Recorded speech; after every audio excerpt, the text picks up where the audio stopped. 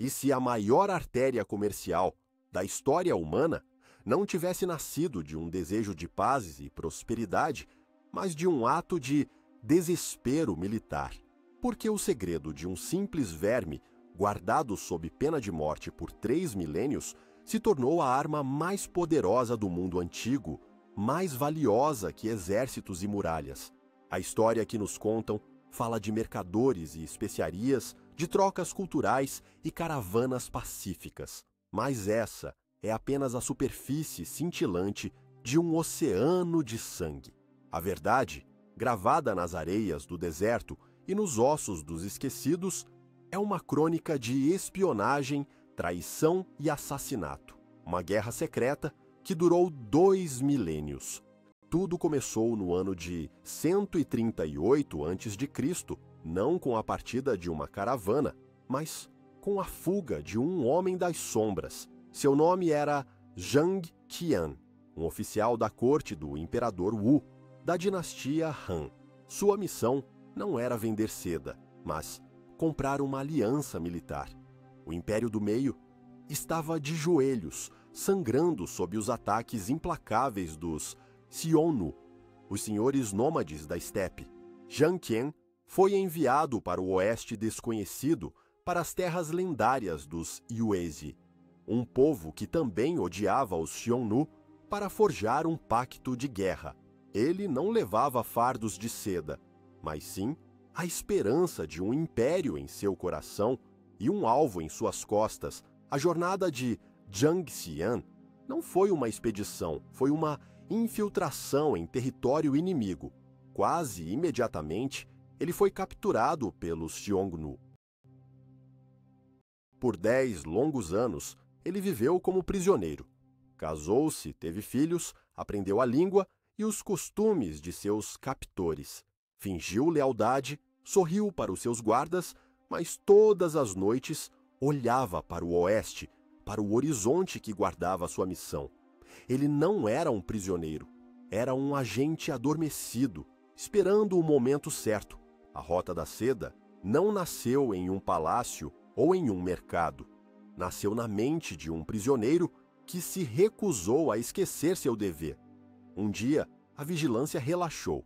Zhang Qian, junto com um único servo leal, escapou. Eles cavalgaram desesperadamente, não para casa, mas para o oeste, para cumprir a ordem de seu imperador, dada uma década antes. Atravessaram desertos onde o sol queima os ossos e montanhas onde o ar é fino como uma lâmina. Encontraram reinos que a China só conhecia por lendas. Dayuan, com seus cavalos celestiais que suavam sangue, Kangju e finalmente as terras dos Yuezhi. Mas era tarde demais. Os Yuezhi haviam encontrado uma nova pátria e perdido o desejo de vingança. A missão diplomática de Zhang Qian foi um fracasso, mas sua verdadeira missão, a que mudaria o mundo, estava apenas começando. Ao retornar, ele foi novamente capturado pelos Xiongnu. Mais um ano de cativeiro antes de outra fuga audaciosa, aproveitando o caos da morte do líder Xiongnu. Após 13 anos, Zhang Qian finalmente retornou à China. Ele falhou em trazer um exército aliado, mas trouxe algo infinitamente mais valioso: informação. Ele trouxe o primeiro mapa de inteligência da Ásia Central. Descreveu reinos ricos, rotas desconhecidas, povos, exércitos e, mais importante, uma sede insaciável por produtos chineses. Ele revelou um mundo que não sabia que existia e que, por sua vez, não conhecia a China. Ele não abriu uma rota comercial. Ele revelou um campo de batalha estratégico. E no centro de tudo estava a seda. O imperador Wu percebeu que o controle dessas rotas não era apenas sobre comércio, era sobre poder. A seda não era um tecido, era um recurso estratégico. Sua produção era o segredo mais bem guardado do planeta. Qualquer um que tentasse contrabandear os ovos do bicho da seda ou as sementes da amoreira para fora do império enfrentava a execução mais lenta e dolorosa que os torturadores imperiais pudessem conceber. Impérios construíram muralhas para se proteger de inimigos, mas a verdadeira guerra era travada nas trilhas, onde cada mercador podia ser um espião e cada mercadoria uma arma. As primeiras caravanas que seguiram os passos de Jiang Tian não eram compostas por comerciantes pacíficos. Eram expedições militares disfarçadas, comboios fortemente armados, cuja tarefa era estabelecer postos avançados, subjugar tribos hostis e garantir um corredor seguro. Cada oásis se tornou uma fortaleza, cada poço de água um ativo estratégico. Os generais chineses, como Ban Chao, passaram décadas em campanhas brutais, empurrando as fronteiras do império para o oeste, um deserto sangrento de cada vez. Eles não estavam protegendo comerciantes, estavam garantindo o monopólio da arma mais sedutora do mundo. O preço de um rolo de seda no oeste poderia sustentar uma família por um ano. Era leve, fácil de transportar e universalmente desejado. Era a moeda perfeita para comprar cavalos para a cavalaria Han, para pagar mercenários e para subornar líderes tribais. O controle da seda era o controle da própria guerra. Por isso, os primeiros assassinatos na Rota da Seda não foram por ouro ou joias, foram por informação. Um mapa roubado, o nome de um chefe tribal corruptível, a localização de uma fonte de água secreta. Esse conhecimento valia mais do que qualquer caravana. Agentes imperiais e assassinos Xiongnu se caçavam nas sombras dos caravançarás, aqueles postos de descanso fortificados que pontilhavam a rota. Um mercador amigável que compartilhava um odre de vinho poderia estar servindo veneno. Uma dançarina exótica poderia estar empunhando uma adaga sob seus véus. A confiança era uma tolice que levava à morte. A jornada de Jiang Xian revelou uma verdade inconveniente. O mundo era muito maior e mais complexo do que qualquer império imaginava. Ele plantou a semente de uma ideia perigosa, a de que o Império do Meio não era o centro do universo, mas apenas um jogador em um tabuleiro vasto e mortal. Ele abriu as comportas não apenas para o comércio, mas para um fluxo de informações, tecnologias e ideias que o Império não conseguiria mais controlar. A Rota da Seda se tornou uma faca de dois gumes. Trouxe riquezas inimagináveis, mas também expôs a China a ameaças externas e a influências desestabilizadoras. A mesma rota que levava a seda para o oeste trazia de volta novas religiões, novas filosofias e novos inimigos. O que você escolheria? A riqueza de uma nação inteira ou a vida de uma pessoa que conhece um segredo mortal? Cada caravana que partia era uma aposta, um risco calculado no grande jogo pelo domínio. E foi assim que a grande artéria do planeta começou a pulsar, não com o ritmo constante do comércio, mas com as batidas febris da guerra, da espionagem e do medo. A história da seda está manchada de sangue, e suas primeiras páginas foram escritas pela mão de um espião que se perdeu no mundo para que seu império pudesse encontrá-lo. A missão de Jiang Qian abriu o caminho, mas quem ousaria percorrê-lo? Os impérios Han e Xiongnu lutavam pelo controle dos corredores estratégicos, mas as próprias caravanas, o sangue vital da rota, precisavam de um tipo diferente de mestre. Alguém que pudesse operar nas frestas, nas zonas cinzentas entre as potências. Alguém sem lealdade a nenhum rei ou imperador, apenas ao lucro. O que você faria pela sua nação? Se tornaria um herói, condecorado por seguir ordens, ou um traidor executado por revelar uma verdade que poderia salvar a todos? Deixe sua escolha nos comentários. O destino do mundo muitas vezes depende de uma única decisão. E assim, das cinzas de reinos esquecidos na Ásia Central, emergiu um povo que se tornaria o sistema nervoso oculto da Rota da Seda. Eles não tinham um império, mas controlavam o fluxo de riquezas entre todos eles. Eram os Sogdianos, os mestres secretos do comércio e da espionagem. Os Sogdianos eram os mensageiros perfeitos, os intermediários ideais. Originários da região de Samarcanda e Bukhara, eles eram um povo sem país, mas com uma rede que se estendia por todo o continente. Suas comunidades eram encontradas em todos os grandes oásis e cidades, de Antioquia, no oeste, a Chang'an, a capital Han, no leste. Eles falavam todas as línguas, conheciam todos os costumes e, mais importante, não juravam lealdade a ninguém. Sua única pátria era a própria rota. Enquanto os impérios travavam guerras por território, os Sogdianos travavam uma guerra muito mais sutil, por informação e acesso. Eles eram os donos da logística. Sabiam quais rotas eram seguras, quais guardas podiam ser subornados, quais mercadorias eram mais valiosas em cada mercado. Eles criaram a primeira corporação multinacional do mundo, uma rede descentralizada e resiliente que nenhum império conseguia controlar. Um mercador sogdiano não era apenas um vendedor, ele era um nó em uma vasta teia de inteligência. A sua verdadeira mercadoria não era a seda ou as especiarias, mas o conhecimento. O gênio da rede sogdiana residia em seu sistema de comunicação. Nas ruínas de uma torre de vigia, perto de Dunhuang, na fronteira da China, arqueólogos descobriram uma bolsa de correio perdida. Dentro estavam as cartas antigas, escritas em papel no início do século IV.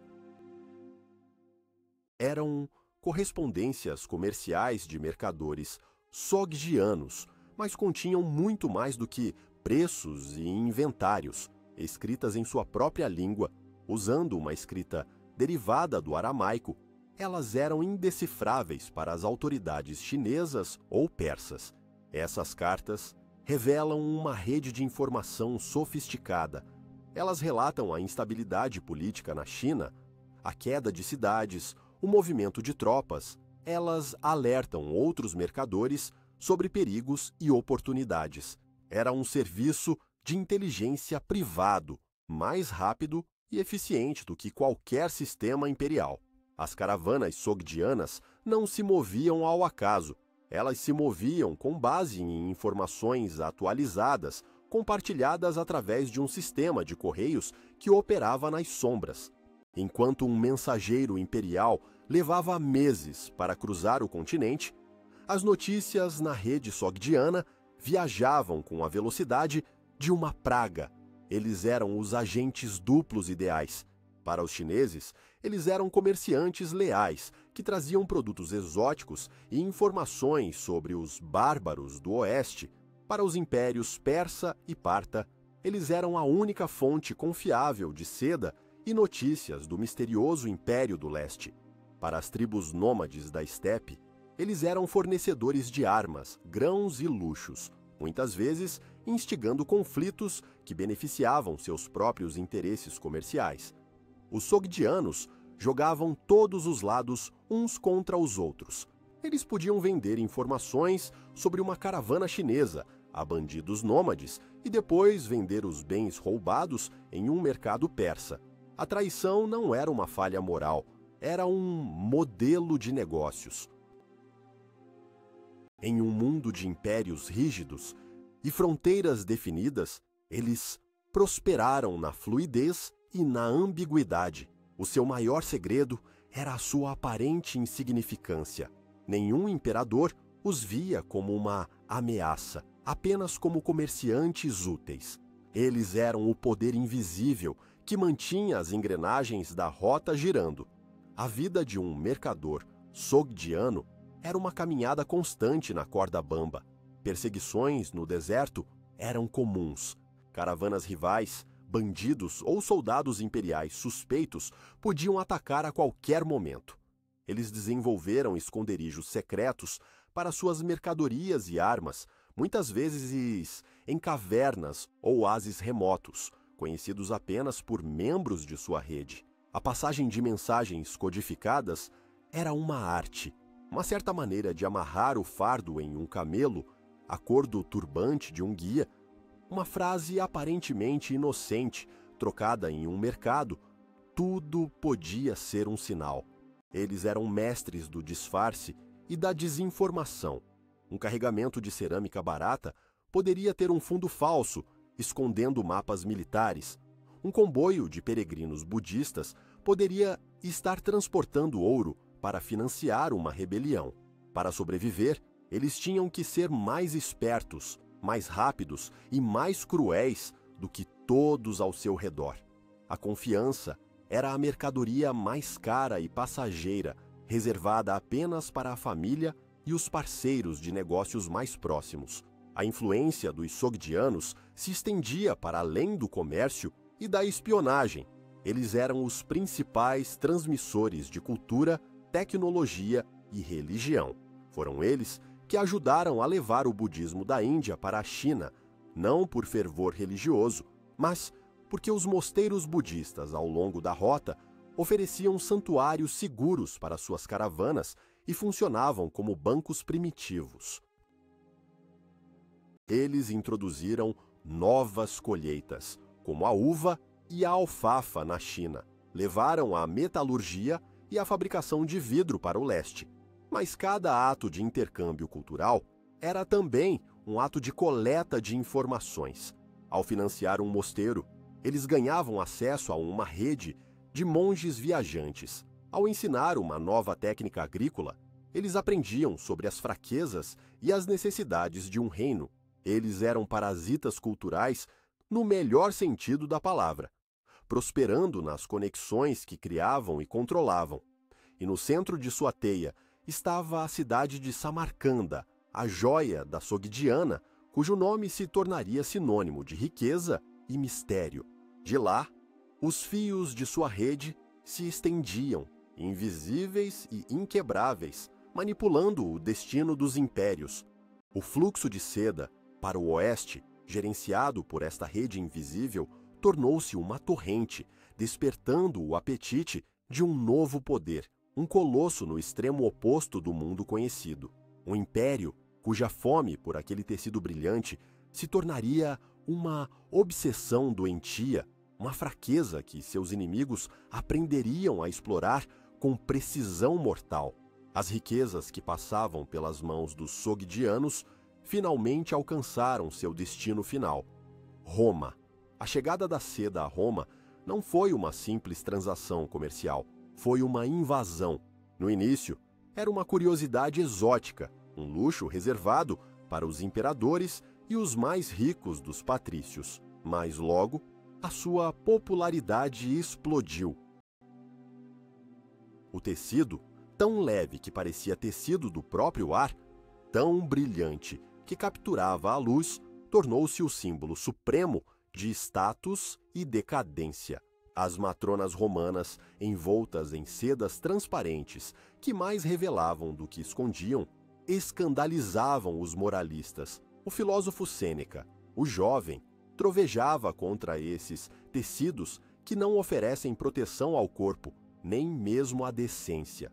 O imperador Tibério tentou proibir os homens de usarem seda, considerando-a uma vestimenta efeminada que minava a virilidade romana. Mas foi inútil. A fome por seda era insaciável. E essa fome estava sangrando o império até a morte, uma moeda de ouro de cada vez. O problema era que Roma não tinha nada que a China quisesse em troca, exceto seu ouro e prata. O historiador Plínio, o Velho, calculou que o império perdia 100 milhões de sestércios todos os anos para o comércio com o Oriente. Era um déficit comercial catastrófico, um escoamento de metais preciosos que enfraquecia a economia, a financiava os inimigos de Roma. Entre Roma e a fonte da seda, havia uma barreira formidável, um império de guerreiros, montados que controlava as artérias vitais do comércio. A Pártia. Os partos eram os mestres da geografia e da chantagem. Eles se posicionaram como os únicos intermediários, a grande muralha impenetrável entre o Ocidente e o Oriente. Eles compravam seda dos sogdianos e a revendiam a Roma com uma margem de lucro astronômica. E fizeram tudo ao seu alcance para garantir que Roma e a China nunca estabelecessem contato direto. A política parta era um jogo cruel de desinformação. Eles contavam aos romanos que a seda crescia em árvores em uma terra distante e perigosa. Aos chineses, diziam que a jornada para Roma era longa e mortal, exigindo uma travessia marítima de 2 anos. Ambas eram mentiras calculadas para manter seu monopólio. Qualquer tentativa de contorná-los era recebida com violência. Embaixadores romanos, enviados para o leste, desapareciam misteriosamente. Caravanas que tentavam rotas alternativas eram massacradas por bandidos que, coincidentemente, eram equipados com armas partas. O confronto entre Roma e a Pártia era inevitável. Em 53 a.C., o homem mais rico de Roma, Marco Licínio Crasso, liderou 7 legiões para o coração do território parto. Sua motivação era a glória militar e, sem dúvida, o desejo de controlar as rotas da seda. A campanha foi um desastre de proporções épicas. Na Batalha de Carras, o exército romano foi aniquilado. Não foi apenas uma derrota militar, foi uma falha colossal da inteligência romana. Crasso subestimou completamente seu inimigo. Os romanos, com sua infantaria pesada, não estavam preparados para a tática parta de ataques rápidos e recuos, os famosos disparos partos, onde arqueiros montados disparavam flechas para trás enquanto fingiam uma retirada. A rede de agentes partos havia alimentado a arrogância de Crasso com informações falsas, levando-o a uma armadilha no deserto aberto. As águias douradas das legiões foram capturadas, uma humilhação que assombraria Roma por décadas. A cabeça de Crasso foi usada como um adereço em uma peça de teatro na corte parta. A mensagem era clara: a estrada para o Oriente estava fenheada. A guerra secreta continuou por séculos. Roma tentou de tudo para quebrar o controle parto. O imperador Trajano liderou campanhas bem-sucedidas, chegando a capturar a capital parta, Ctesifonte, mas os ganhos eram sempre temporários. A vastidão do território e a resiliência da rede parta tornavam a ocupação impossível. A guerra econômica era ainda mais intensa.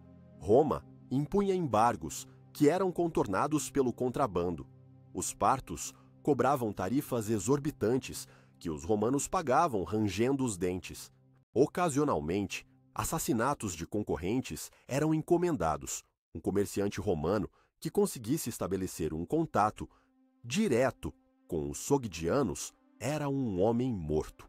A Rota da Seda se tornou uma zona de guerra fria, com oásis-fortalezas como Palmira e Dura Europo se tornando centros de espionagem, cidades de fronteira, onde agentes romanos, partos e sogdianos se misturavam e conspiravam. Cada caravançará era um ninho de víboras. Cada negociação era um teste de nervos, onde uma palavra errada poderia levar a uma adaga nas costas. A paixão de Roma pela seda era mais do que um problema econômico. Era um sintoma de uma doença mais profunda. Revelava a vulnerabilidade de um império que se considerava o centro do mundo, mas que era dependente de um luxo vindo de um lugar que mal compreendia. O brilho da seda escondia a podridão da decadência e a fragilidade de uma superpotência que podia conquistar exércitos, mas não podia controlar os desejos de seus próprios cidadãos. O contraste entre a disciplina marcial da Roma republicana e o luxo devasso do império era gritante. E no centro desse contraste estava um tecido feito por um verme, um fio que conectava os destinos de civilizações, muitas vezes estrangulando aquelas que se apegavam a ele com muita força. A Pártia, por sua vez, prosperou como o parasita perfeito, sugando a riqueza de 2 impérios, sem produzir quase nada. Eles eram a prova de que, na Rota da Seda, o controle do trânsito era mais importante do que a posse do destino. Mas nem mesmo os partos podiam controlar tudo. Pelas mesmas rotas que transportavam seda e ouro, viajava uma carga muito mais perigosa e subversiva, as ideias. E essas novas ideias, disfarçadas de fé, se tornariam as armas mais eficazes na guerra secreta pelo coração da Ásia. As rotas das caravanas não transportavam apenas mercadorias. Elas eram artérias para a fé, canais pelos quais novas religiões se espalhavam com a velocidade de um incêndio na estepe. E onde a fé viajava, a política e a espionagem a seguiam de perto. O budismo, o nestorianismo e o maniqueísmo não eram apenas sistemas de crenças, eram redes transnacionais, ideologias que competiam pelo controle das mentes e dos corações ao longo da Rota da Seda. Seus missionários não eram apenas homens santos, eram, muitas vezes, os primeiros sabotadores ideológicos, agentes de influência, cujas doutrinas podiam derrubar tronos e redesenhar fronteiras. Um profeta e um espião, afinal, compartilham muitas qualidades. Ambos operam em território estrangeiro. Ambos buscam converter os outros ao seu modo de ver o mundo. E ambos arriscam a vida por uma causa maior. A fé se tornou a máscara perfeita para a espionagem.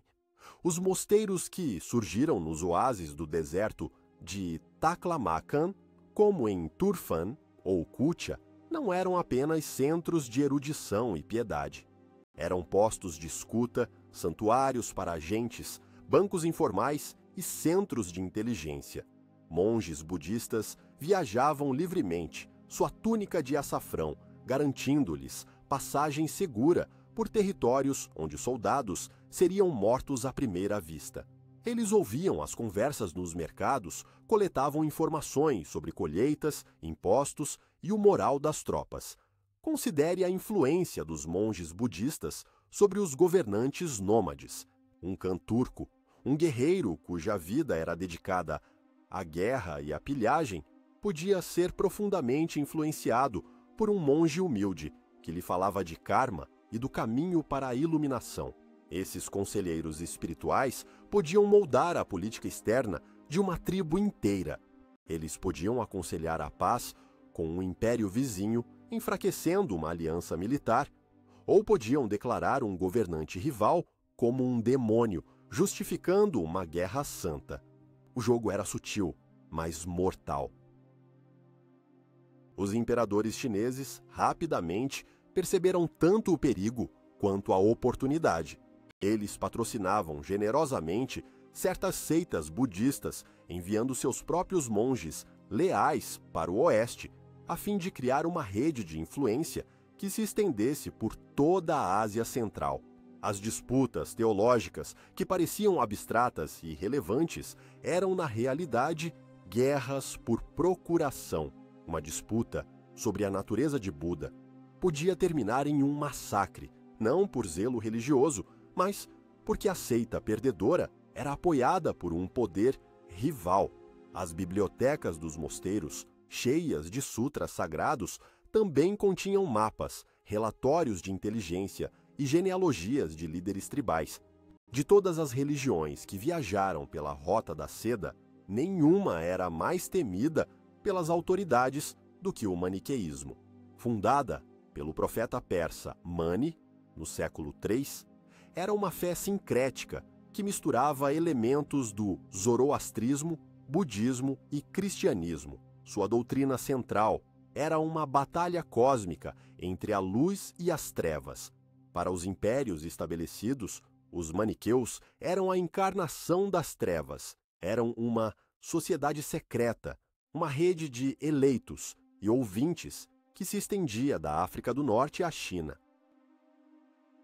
Eles operavam nas sombras, eram acusados de rituais estranhos e de minar a ordem social. Sua estrutura hierárquica e sua ênfase no sigilo os tornavam o serviço de inteligência perfeito. Um mercador maniqueu em Xi'an poderia passar uma mensagem codificada para um correligionário em Samarcanda, que por sua vez a retransmitiria para um agente em Roma. Eles eram os inimigos ideais, organizados, secretos e presentes em todos os lugares. As perseguições contra eles eram brutais. Na Pérsia, Mani foi esfolado vivo. No Império Romano foram queimados em piras. Na China, foram caçados e executados.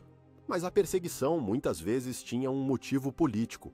Acusar um ministro da corte de ser um maniqueu secreto era uma forma eficaz de eliminá-lo. Expurgar uma comunidade de comerciantes maniqueus era uma maneira de confiscar suas riquezas e destruir uma rede de espionagem rival. A guerra pela fé era uma batalha por almas, mas também por rotas comerciais. As comunidades nestorianas, uma seita cristã declarada herética no Ocidente, encontraram um lar ao longo da Rota da Seda. Seus bispos e missionários tornaram-se conselheiros de cãs, mongóis e turcos, e suas igrejas pontilhavam a paisagem da Ásia Central. Eles competiam ferozmente com os budistas e maniqueus pelo favor dos poderosos. Um governante local poderia se converter ao nestorianismo para garantir uma aliança comercial com Bizâncio, ou poderia adotar o budismo para apaziguar seu poderoso vizinho chinês. A fé era uma ferramenta de Estado, uma arma no arsenal da diplomacia e da guerra. Os mártires dessas fés que morriam por suas crenças eram muitas vezes peões em um jogo muito maior. Um missionário executado poderia ser o pretexto perfeito para uma intervenção militar. Uma comunidade religiosa massacrada poderia justificar a anexação de um oásis estratégico. Você conseguiria atrair sua pátria por uma verdade que poderia destruí-la? A linha entre santo e espião, profeta e provocador era perigosamente tênue.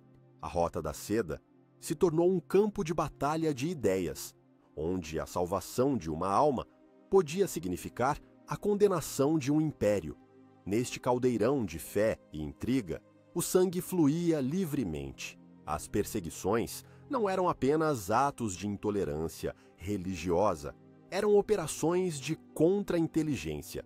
A destruição de um mosteiro não era apenas vandalismo, era a eliminação de um centro de comando inimigo. Os desertos da Ásia Central estão repletos das ruínas de cidades e templos que foram apagados do mapa, não por desastres naturais, mas por expurgos ideológicos. Em meio a essa guerra de sombras, uma nova força estava se formando nas estepes do Nordeste, uma força que não se importava com qual deus você adorava, desde que você se curvasse ao seu poder terreno. Um poder que unificaria a Rota da Seda com uma brutalidade e eficiência nunca antes vistas, transformando a guerra de fés em um silêncio de medo. O que você escolheria? Ser um mártir por uma fé que inspira milhões ou um estrategista que usa essa fé para controlar nações? Escreva sua escolha nos comentários. As maiores guerras da história foram travadas com orações e punhais. A chegada dos mongóis mudaria as regras do jogo para sempre. A Pax Mongólica, a paz mongol do século XIII, é frequentemente romantizada como uma era de ouro para a Rota da Seda. Pela primeira vez, um único poder controlava quase toda a sua extensão, de Pequim ao Mar Negro. As estradas eram seguras, o comércio florescia e as viagens se tornaram mais fáceis do que nunca. Um ditado da época afirmava que uma virgem com uma pepita de ouro na cabeça poderia caminhar de uma ponta a outra do império sem ser molestada. Mas essa paz foi comprada a um preço terrível. Foi uma paz forjada no terror, mantida pela vigilância total e cimentada com pirâmides de crânios. Gengis Khan e seus descendentes não eram comerciantes, eram conquistadores, e eles entenderam, melhor do que ninguém antes deles, que a Rota da Seda não era apenas uma fonte de riqueza, mas a ferramenta definitiva para o controle imperial. Eles não apenas protegeram a rota, eles a transformaram na mais eficiente rede de inteligência e controle total que o mundo já vira. O segredo para isso era um sistema de uma simplicidade genial, o Yam. O Yam era o sistema de estações de correio mongol. Postos de revezamento foram estabelecidos a cada 30 ou 40 quilômetros ao longo de todas as estradas principais do império. Cada estação era equipada com cavalos descansados, comida e alojamento. Mensageiros imperiais, carregando uma placa de autoridade chamada Paisa, podiam cavalgar sem parar, trocando de montaria em cada estação. Eles podiam cobrir 200 ou 300 quilômetros por dia, uma velocidade inédita. O Yam era o sistema nervoso do Império Mongol. Ele permitia que o Grande Khan, em sua capital, Karakorum, enviasse ordens e recebesse relatórios de suas províncias mais distantes em questão de semanas. Mas sua função ia muito além do correio. O Yam era uma arma. A mesma rede que transportava mensageiros podia mobilizar destacamentos punitivos com velocidade aterrorizante. Uma cidade que se rebelasse poderia ser cercada e destruída antes mesmo que seus vizinhos soubessem do levante. O Yam era os olhos e ouvidos do Khan. Os encarregados das estações eram obrigados a relatar tudo o que viam e ouviam, o movimento de caravanas, conversas suspeitas, o humor da população local. Era uma teia de vigilância que cobria um continente inteiro. Sob o domínio mongol, todo comerciante se tornou um informante em potencial. Eles eram obrigados, sob pena de morte, a relatar qualquer coisa suspeita às autoridades do Yam. Em troca de sua cooperação, recebiam proteção e acesso a mercados. Mas era uma troca faustiana. A segurança nas estradas foi comprada ao preço do medo universal e da delação. A paranoia de espionagem atingiu uma escala continental. Qualquer um, o seu parceiro de caravana, o estalajadeiro, o guia local, poderia ser um agente do Khan. A confiança, já uma mercadoria rara na Rota da Seda, evaporou-se completamente. Neste mundo de ordem de ferro e suspeita universal, um jovem comerciante veneziano chamado Marco Polo fez sua famosa jornada. Sua história, As Viagens, descreve as maravilhas da China, de Kublai Khan. Mas quem era Marco Polo realmente? Um simples mercador maravilhado, como ele se retrata, ou algo mais? Alguns historiadores modernos levantam dúvidas. Seu relato foca obsessivamente em detalhes de interesse militar e administrativo, as receitas fiscais das cidades, a produção de sal, a força das guarnições, a estrutura do sistema Yam. São as observações de um comerciante ou de um agente de inteligência. É possível que ele tenha sido recrutado por Kublai Khan, um governante estrangeiro fascinado por talentos estrangeiros para servir como seus olhos e ouvidos em seu próprio vasto império. A verdade permanece um mistério, mas seu caso ilustra uma realidade da Pax Mongólica. As linhas entre comércio e espionagem foram completamente apagadas. O sistema mongol de controle total enfrentou apenas um desafio sério de uma organização que era igualmente secreta, disciplinada e letal: a Ordem dos Assassinos. Os Nizari-Ismailis, conhecidos por seus inimigos como os Hashishin, eram uma seita xiita que havia criado uma rede de fortalezas impenetráveis nas montanhas da Pérsia e da Síria. De sua base em Alamut, o Ninho da Águia, seu líder, o Velho da Montanha, enviava seus Fedaim, devotos dispostos a morrer, em missões para eliminar seus inimigos. Eles eram os mestres do assassinato político e da guerra psicológica. Por mais de um século, aterrorizaram os governantes sunitas e os cruzados. O confronto entre os mongóis e os assassinos foi uma batalha entre os dois serviços secretos mais eficazes da Idade Média. Era a força bruta e a vigilância total contra a infiltração furtiva e o terror direcionado. No final, a força bruta venceu. Em 1256, o exército mongol de Hulagu Khan, neto de Gengis, sitiou Alamut. A fortaleza, que se acreditava ser inexpugnável, foi forçada a se render. Os mongóis não tiveram piedade. Eles massacraram os assassinos, destruíram suas fortalezas e, mais importante, queimaram sua famosa biblioteca, apagando seus segredos da história. A caça aos últimos assassinos continuou por anos, uma campanha de extermínio implacável. Os mongóis não toleravam rivais em seu monopólio do medo. A Pax Mongólica, no final, foi uma ilusão. A ordem que ela impôs era frágil, dependente da vontade de um único governante. Após a morte de Kublai Khan, o império se fragmentou em khanatos rivais. A paz deu lugar à guerra civil e a Rota da Seda, mais uma vez, se tornou um campo de batalha. Mas o legado mongol perdurou. Eles haviam demonstrado que era possível controlar o continente.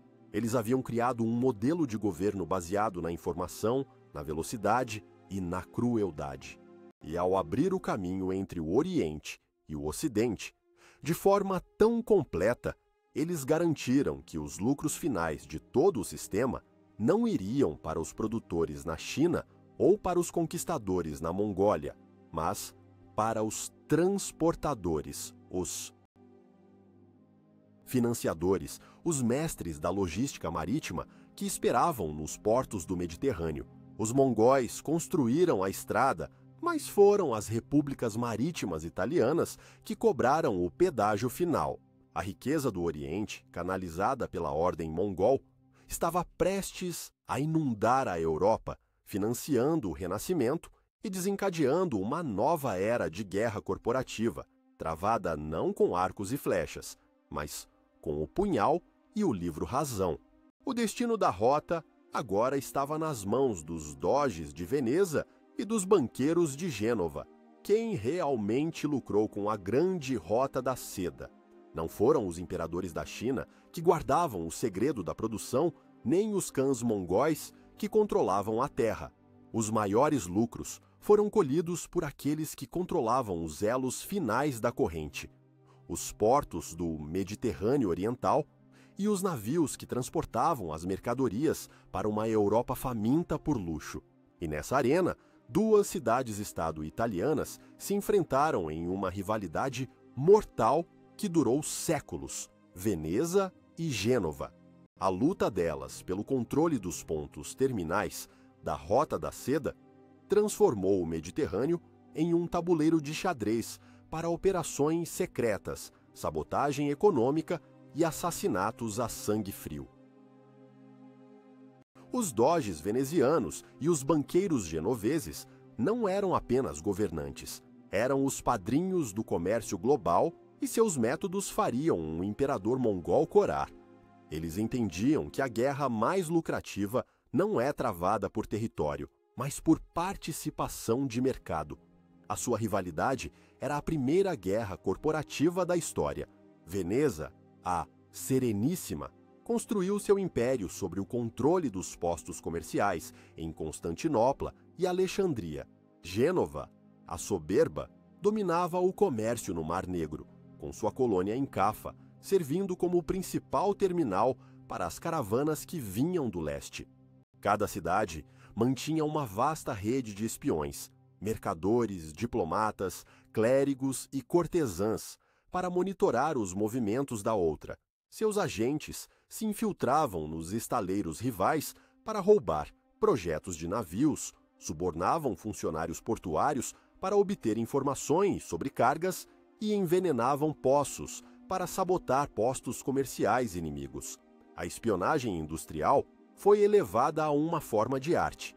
Por exemplo, o segredo da fabricação de vidro de alta qualidade era um monopólio veneziano, guardado com o mesmo zelo que o segredo da seda na China. Os mestres vidreiros eram confinados na ilha de Murano, proibidos de sair sob pena de morte. Qualquer artesão que tentasse fugir e vender seus segredos a um rival, como Gênova, era caçado por assassinos venezianos por toda a Europa. Mapas e instrumentos de navegação eram ativos estratégicos, trancados em cofres e copiados à mão, sob estrita supervisão. Um mapa preciso do Mar Negro ou do Mediterrâneo Oriental valia mais do que o navio que o transportava. O assassinato de concorrentes era uma prática comercial padrão. Um mercador genovês que conseguisse um contrato exclusivo com o sultão do Egito poderia receber a visita de um colega veneziano e ser encontrado na manhã seguinte em um beco, com uma adaga nas costas. A arma preferida, no entanto, era o veneno, mais sutil e mais difícil de rastrear. As duas repúblicas mantinham equipes de envenenadores profissionais e especialistas em toxinas que podiam matar lentamente, imitando uma doença natural ou instantaneamente. Num mundo de banquetes e acordos selados com vinho, a paranoia era uma ferramenta de sobrevivência. O auge da astúcia e da crueldade veneziana foi a Quarta Cruzada, no início do século XIII. Oficialmente, era uma expedição para libertar Jerusalém. Na realidade, foi uma das operações de aquisição hostil mais brilhantes e cínicas da história. O cego e idoso Doge Henrico Dandolo, um mestre da manipulação, viu uma oportunidade de ouro. Os cruzados, liderados por nobres franceses, chegaram a Veneza para contratar a frota da cidade para transportá-los à Terra Santa. Quando não conseguiram pagar o preço total, Dandolo lhes fez uma oferta. Veneza perdoaria a dívida se os cruzados a ajudassem a capturar a cidade rebelde de Zara. Os cruzados, relutantemente, concordaram, mas o verdadeiro objetivo de Dandolo era muito maior. Ele então convenceu os líderes da cruzada a desviar sua missão para Constantinopla, a capital do Império Bizantino. Bizâncio era o principal concorrente comercial de Veneza e um antigo aliado de Gênova. Usando uma disputa dinástica bizantina como pretexto, Dandolo direcionou o poderio do exército cruzado contra a maior cidade cristã do mundo. Em 1204, Constantinopla caiu. O que se seguiu foi uma orgia de pilhagem e destruição que durou 3 dias. A cidade foi saqueada, seus tesouros roubados e suas relíquias sagradas levadas para Veneza. O Império Bizantino foi desmembrado e Veneza assumiu o controle de seus portos e rotas comerciais mais lucrativos. Foi um golpe de mestre. Veneza usou um exército estrangeiro, sob o pretexto de uma guerra santa, para eliminar seu principal concorrente e estabelecer um monopólio comercial no Mediterrâneo Oriental. Gênova ficou chocada e enfraquecida. A rivalidade, no entanto, estava longe de terminar. Gênova se recuperou e a guerra entre as duas repúblicas continuou por mais 1 século e meio, com batalhas navais épicas, perseguições de galeras e uma guerra de sombras sem fim nos portos e palácios. Elas faziam e quebravam alianças com sultões muçulmanos, imperadores bizantinos e cãs mongóis, sempre buscando uma vantagem sobre a outra. O esplendor de seus palácios e a riqueza de seus mercadores eram construídos sobre uma base de violência, traição e exploração. Elas eram as corporações predadoras de sua época, e a Rota da Seda era seu campo de caça. O punhal, o veneno e o cheque bancário eram argumentos de igual peso em suas disputas, mas enquanto Veneza e Gênova lutavam por fatias do bolo, uma sombra invisível estava se espalhando pelas mesmas rotas comerciais que lhes traziam tanta riqueza. Uma força que não se importava com o preço da seda ou com o equilíbrio de poder no Mediterrâneo. Um passageiro silencioso e mortal, viajando nos porões dos navios e nas bolsas das caravanas, estava prestes a mergulhar a Europa, a Ásia e a Rota da Seda em uma escuridão que faria suas guerras mesquinhas parecerem brincadeiras de criança. A peste negra estava a caminho. A Rota da Seda não era apenas um canal para a riqueza, era um vetor para a morte. Em meados do século XIV, a conexão global que havia enriquecido impérios se tornou o mecanismo de sua quase destruição. A peste negra, a mais devastadora pandemia da história humana, viajou da Ásia Central para a Europa com uma velocidade e eficiência aterrorizantes, seguindo precisamente as rotas comerciais. Foi uma coincidência trágica ou algo mais sinistro? Uma lenda persistente, embora historicamente contestada, aponta para um dos primeiros usos de guerra biológica da história. Em 1346, o exército mongol da Horda Dourada sitiava a cidade comercial genovesa de Cafa, na Crimeia. Quando a peste irrompeu entre suas tropas, o khan mongol Jani Beg ordenou que os corpos infectados de seus soldados fossem catapultados para dentro das muralhas da cidade. Os genoveses, aterrorizados, teriam fugido de navio, levando a doença com eles para a Itália e de lá para o resto da Europa. Verdade ou mito, a história captura uma verdade simbólica. A Rota da Seda havia se tornado uma arma. As estradas, que antes eram caminhos para a prosperidade, se transformaram em corredores da morte. A pandemia foi apocalíptica. Cidades inteiras foram dizimadas, o comércio entrou em colapso, as caravanas pararam de se mover. Os campos ficaram sem cultivo, o tecido social da Eurásia se desintegrou. Em poucos anos, 1/3 a metade da população da Europa morreu. O impacto na Rota da Seda foi igualmente catastrófico. O sistema de crédito ruiu, as redes de contatos foram quebradas pela morte. A demanda por bens de luxo despencou.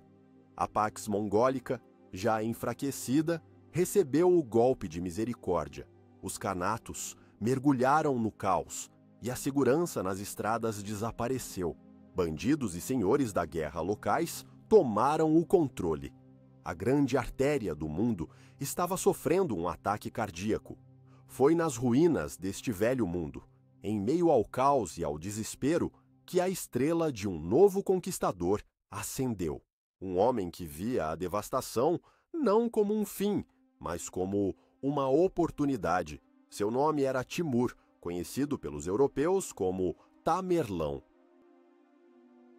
Ele era um nobre turco-mongol de linhagem menor, manco de uma perna e com um braço paralisado, mas possuía uma genialidade militar e uma crueldade que rivalizavam com as de Gengis Khan.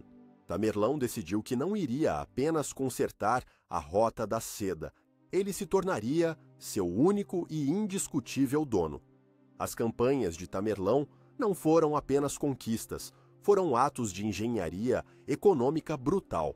Ele não buscava apenas subjugar seus inimigos, mas eliminar sistematicamente todos os centros comerciais e rotas que competiam com sua capital escolhida, Samarcanda.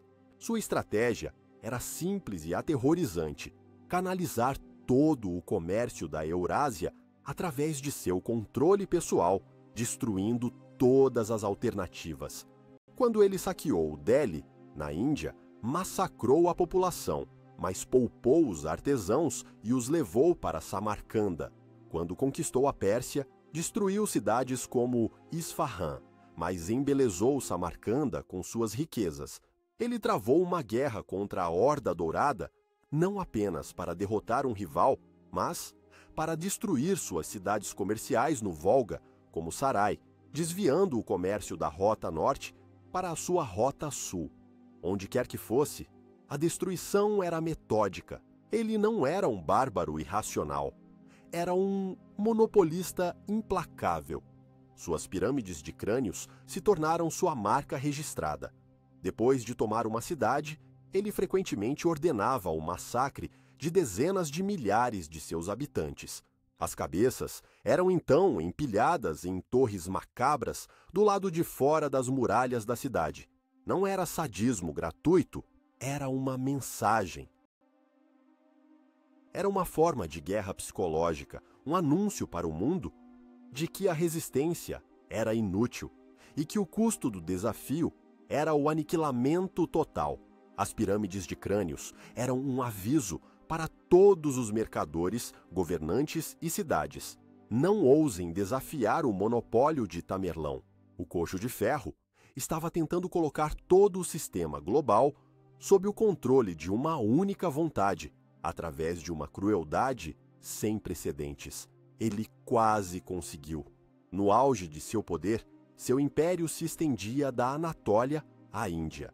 Ele havia subjugado a Pérsia, derrotado os otomanos e estava se preparando para a maior campanha de todas, a invasão da China Ming para tomar o controle da fonte da seda.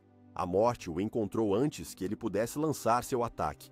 Seu império, construído sobre a personalidade de um único homem, desmoronou rapidamente após sua morte.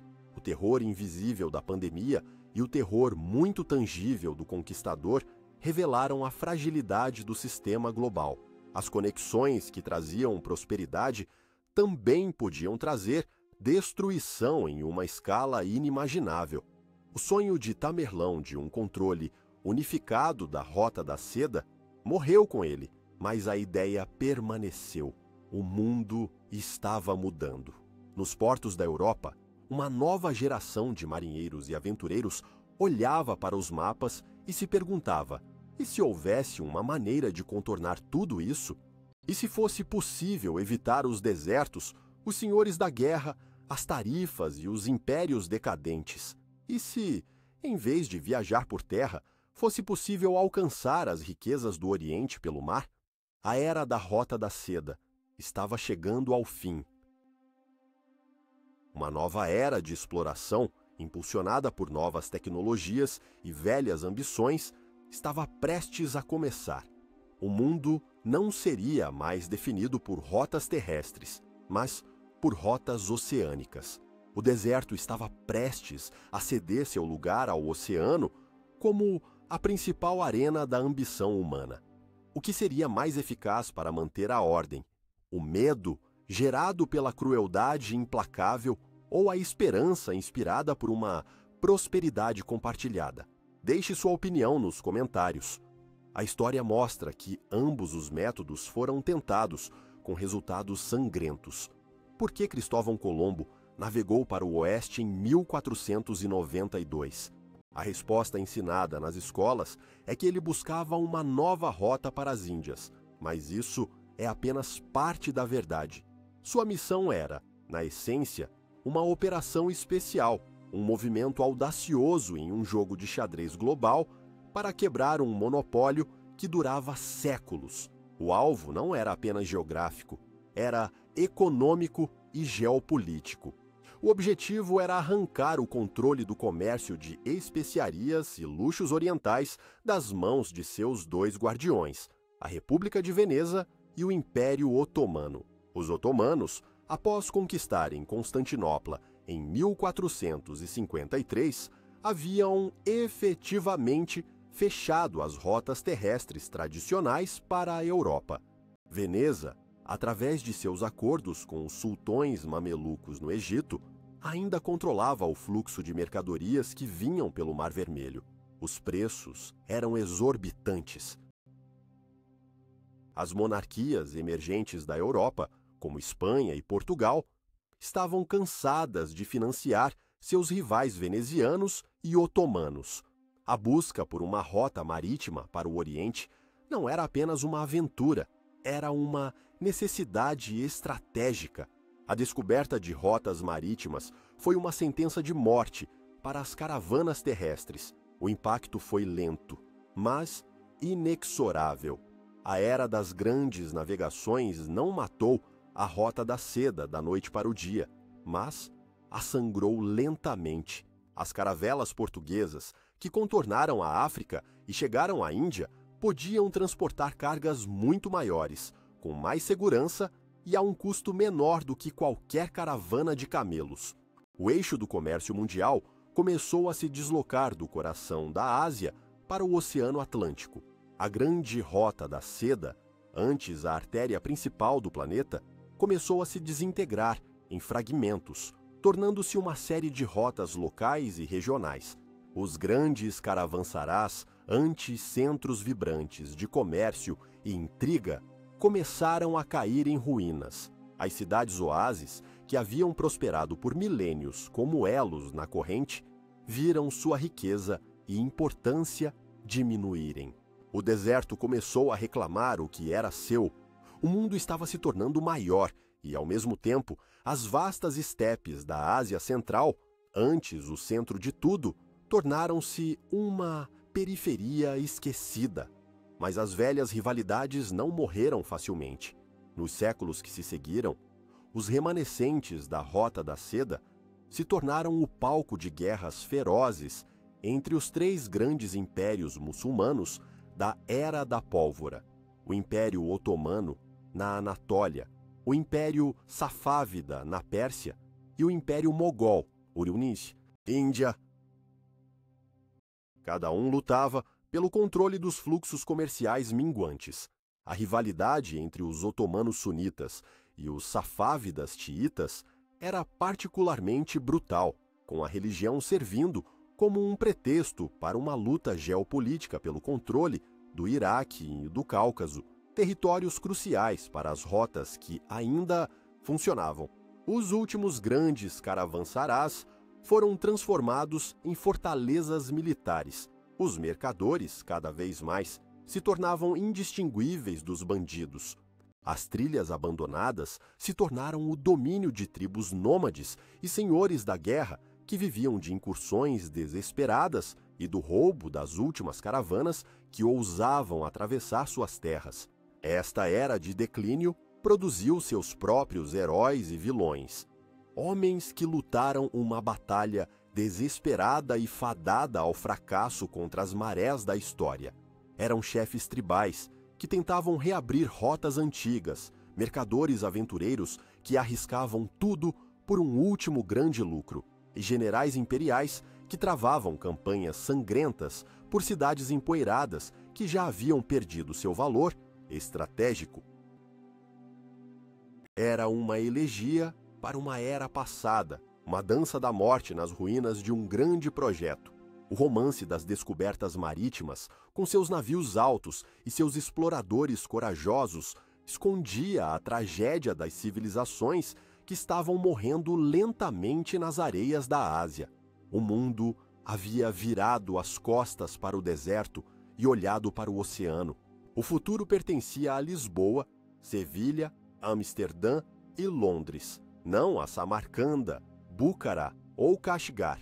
A nova ordem mundial seria construída sobre o poder naval, não sobre a resistência dos camelos. No entanto, as antigas rotas não morreram completamente.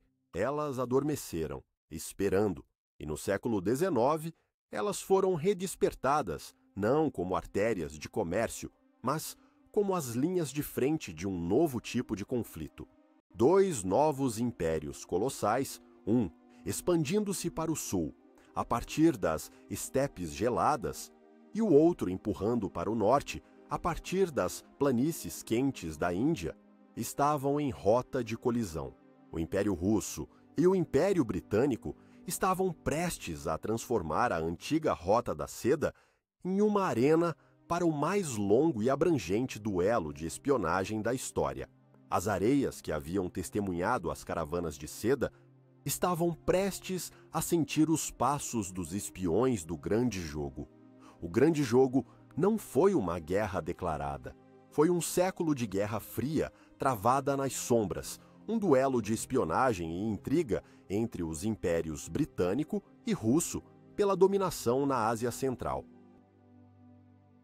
As antigas e lendárias cidades da Rota da Seda, Samarcanda, Búcara, Khiva, Tashkent, que haviam caído no esquecimento, mais uma vez se tornaram os centros do mundo, não para o comércio, mas para a conspiração. O prêmio era o controle do coração da Eurásia. Para a Grã-Bretanha, o objetivo era proteger a joia da coroa de seu império, a Índia, criando uma série de estados tampão que impediriam o avanço russo. Para a Rússia, era a continuação de sua expansão imperial para o sul, em direção a portos de águas quentes e, talvez, até mesmo em direção à própria Índia. Cada lado via as ações do outro como parte de um plano sinistro para a dominação mundial. A paranoia era a força motriz. As antigas rotas de caravanas se tornaram as linhas de frente nesta guerra secreta. Os jogadores neste jogo eram um tipo especial de homem, oficiais de inteligência, disfarçados de exploradores, cientistas, comerciantes ou peregrinos muçulmanos.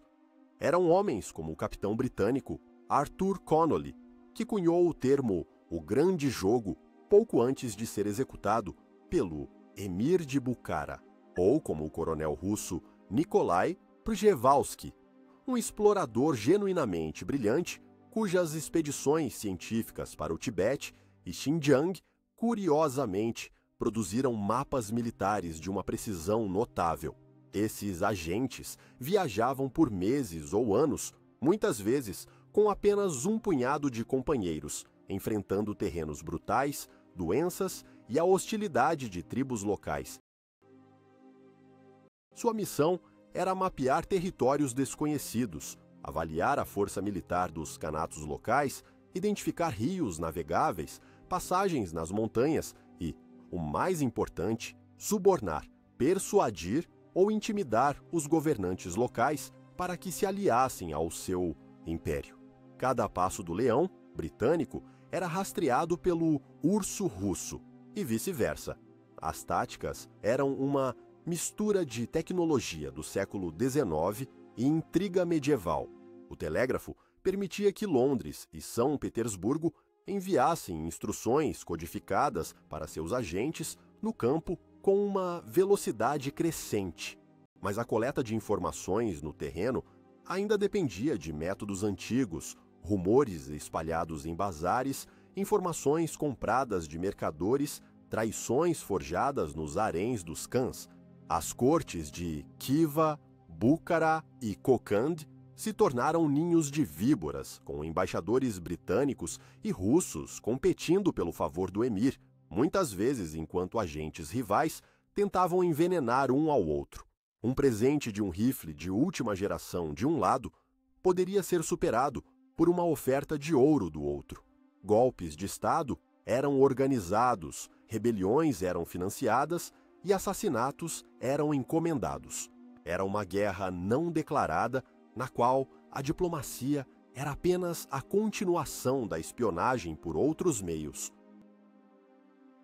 O destino de toda a Ásia estava em jogo, decidido por um punhado de homens corajosos e inescrupulosos a milhares de quilômetros de suas capitais. As perseguições e fugas eram lendárias. Agentes tinham que atravessar as passagens traiçoeiras do Pamir e do Hindu Kush, muitas vezes no meio do inverno, para entregar seus relatórios. Francis Young Husband, um oficial britânico, liderou uma missão que cruzou o Himalaia em condições terríveis para chegar a Lhasa, no Tibete, para impedir a suposta influência russa. Tiros eram trocados em desfiladeiros remotos, longe de qualquer testemunha. A traição era constante. Um guia local podia vender seu empregador ao lance mais alto. Um cã que jurava lealdade à Grã-Bretanha pela manhã podia estar conspirando com a Rússia à tarde. Era um mundo de lealdades fluidas, onde a única constante era o interesse próprio. O grande jogo era a personificação da desconfiança mútua entre dois gigantes imperiais, projetada sobre os povos da Ásia Central, que se tornaram peões em sua luta. No final, o grande jogo nunca teve um vencedor claro. As fronteiras foram eventualmente traçadas, as esferas de influência foram definidas e os impérios chegaram a um impasse exaustivo. Mas o jogo deixou um legado duradouro. Ele traçou muitas das fronteiras que ainda hoje definem a Ásia Central, muitas vezes de forma arbitrária e sem levar em conta as realidades étnicas. Ele semeou uma desconfiança profunda entre o Ocidente e a Rússia na região. E mais importante para a nossa história, ele deu o golpe final na Rota da Seda como uma entidade comercial. As rotas não eram mais sobre o transporte de mercadorias, eram sobre o movimento de exércitos e espiões. O comércio foi substituído pela estratégia, e quando a era da espionagem romântica estava chegando ao fim, uma nova tecnologia, fria e impiedosa, chegou para enterrar a Rota da Seda de uma vez por todas. O cavalo de ferro estava vindo para substituir o camelo, e com ele, uma nova forma de controle, mais total e inescapável do que qualquer coisa que o grande jogo poderia ter imaginado.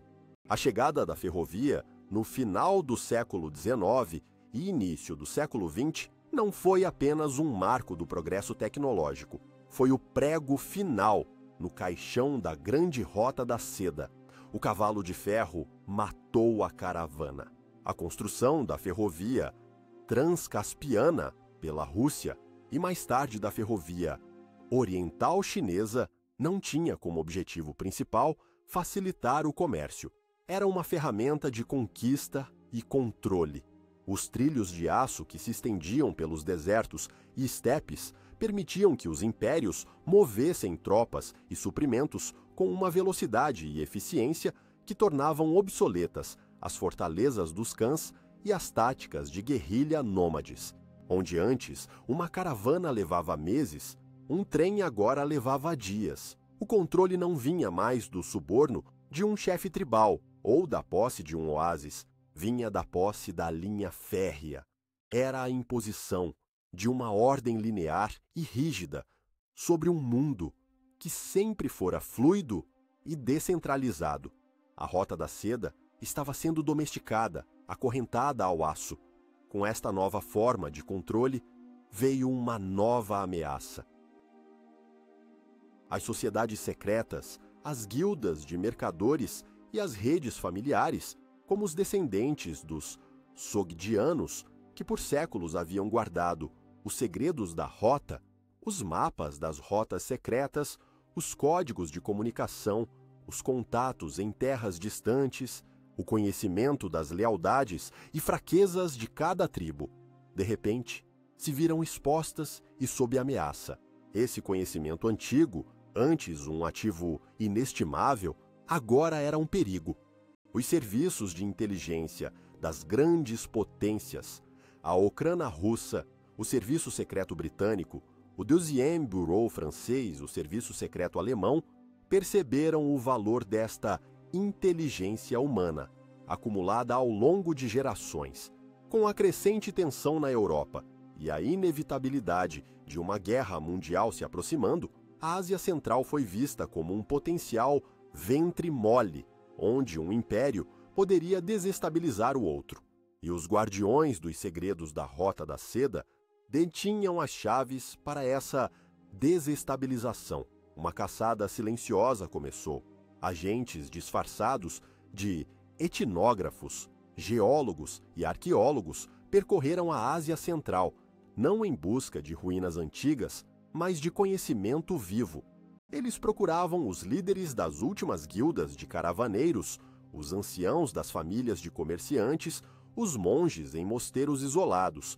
Tentavam comprar, roubar ou extrair à força seus arquivos, seus mapas, seus livros de contatos. Os últimos guardiões dos segredos da Rota da Seda se viram encurralados. Seus conhecimentos, antes uma fonte de poder e prosperidade, poderiam agora ser usados para incitar guerras, armar tribos e levar à destruição à sua terra natal em uma escala nunca antes vista. Eles enfrentaram uma escolha impossível: cooperar com uma das grandes potências, arriscando a ira das outras, ou tentar permanecer neutros, arriscando serem esmagados por todas elas. Muitos foram eliminados, mortos em acidentes, ou simplesmente desaparecendo no deserto. Outros se esconderam, levando seus segredos para o túmulo. Mas alguns tomaram uma decisão mais radical. Em um ato final de desafio e autossacrifício, eles decidiram destruir seu próprio legado. Em reuniões secretas em cidades oásis esquecidas e em mosteiros nas montanhas, os últimos mestres da rota tomaram uma decisão consciente. Eles queimaram seus mapas, destruíram seus livros razão que continham gerações de contatos comerciais e de inteligência. Eles criaram pistas falsas, mapas que levavam a lugar nenhum, para enganar os serviços de inteligência que os caçavam. Eles escolheram o esquecimento em vez da profanação.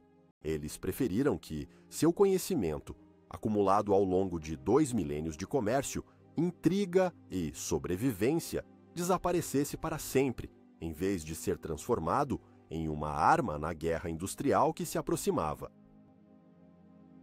Foi o último grande segredo da Rota da Seda, o segredo de seu próprio desaparecimento deliberado.